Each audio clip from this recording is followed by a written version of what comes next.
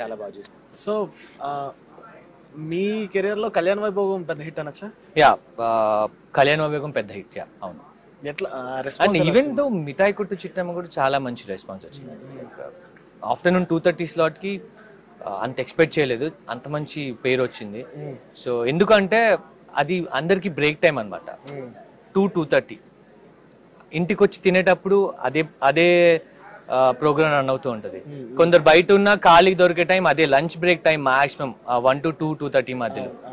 So ఆ టైంలో తింటూ చాలా మంది చూస్తూ ఉంటారు. సో దానివల్ల చాలా మంచి రెస్పాన్స్ వచ్చింది మిఠాయి కొట్టు చిట్టమ్మకి. ఓకే. సో 5 ప్రాజెక్ట్స్ చేస్తున్నారు కదా, ఏది ఎక్కువ నియర్ టు హార్ట్ అంటే? జానకి రామయ్య గారు మనవరాలు. అంతేనా? ఇప్పుడు చేస్తున్నారనా లేదంటే? అలా అని కాదు, సంథింగ్ ఇది కనెక్టెడ్ టు హార్ట్ కూడా. ఎందుకంటే వీళ్ళు చూపించే అమ్మ వాళ్ళు చూపించే ప్రేమానురాగాలు రిలేటెడ్ టు మా ఇంట్లో కూడా అనమాట. లైక్ వాళ్ళు కూడా నన్ను అలాగే చూసుకుంటారు బేసిక్ గా. సో ఎక్కడ ప్రాపర్ ఎక్కడ? Hyderabad. Hyderabad complete Born and brought. So తెలుగులో మీరు ఈ సీరియల్ ఎప్పటి నుంచి స్టార్ట్ చేశారు? ఎలా వచ్చారు అసలు సీరియల్లోకి? 2016 లో స్టార్ట్ చేశాను. ఫస్ట్ అన్నపూర్ణ బ్యానర్స్ లో నాన్నకు ప్రేమతోలో చేశాను. Okay. That is how it is started.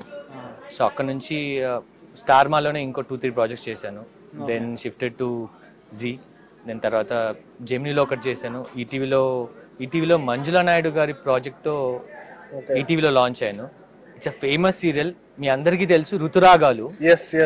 ఆ ఋతురాగాలు సీక్వెన్స్ లో లీడ్ నేనే అనమాట, ఋతుగీతం దాని.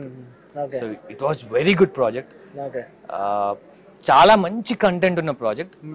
సంహౌ కొన్ని కారణాల వల్ల తొందరగా క్లోజ్ అయిపోయింది. లేకపోయింటే ఋతురాగాలకి ఎంత పేరు వచ్చిందో అంత కాకపోయినా ఆల్మోస్ట్ దాని ఈక్వల్ గా పేరు వచ్చేది. అంత మంచి ప్రాజెక్ట్ అది. అంటే లైక్ మీరు సీరియల్స్ లో చెయ్యాలని ఈ ట్రావెలింగ్ స్టార్ట్ అయిందా, లేదంటే మూవీస్ కోసం వచ్చారా? Acting and how it started? Yeah అంటే మూవీస్ అంటే నాకు కూడా చాలా ఇంట్రెస్ట్ అనమాట. ఓటీటీస్ దానికోసం అని చెప్పి హంటింగ్ లో ఉండే. ఒక మూవీ ఓకే అయిన ఉండే, షూట్ కూడా చేసాము. ఆల్మోస్ట్ లైక్ వేరే స్టేట్స్ వెళ్ళి షూట్ చేసాము. సమ్ కొన్ని రీజన్స్ వల్ల అది అవ్వలేదు బేసిక్ గా. సో మధ్యలో ఆగిపోయింది. అందరికి ఉండే కష్టాలే అది కూడా. దెన్ ఆ తర్వాత నాకు ఒక యాడ్ వచ్చింది. దెన్ ఆ యాడ్ లో సెలెక్ట్ అవ్వడం, యాడ్ చేయడం జరిగింది. అది వేరే లాంగ్వేజ్ యాడ్. దెన్ దాని తర్వాత సమ్హౌ ఆ కోఆర్డినేటర్ కి ఫొటోస్ పంపించినప్పుడు ఒకరికొకరు తెలియడం, అలా కాల్ రావడం అన్నపూర్ణ నుంచి. సో దానికి ఆడిషన్ ఇవ్వడం, అలా స్టార్ట్ అయిపోయింది.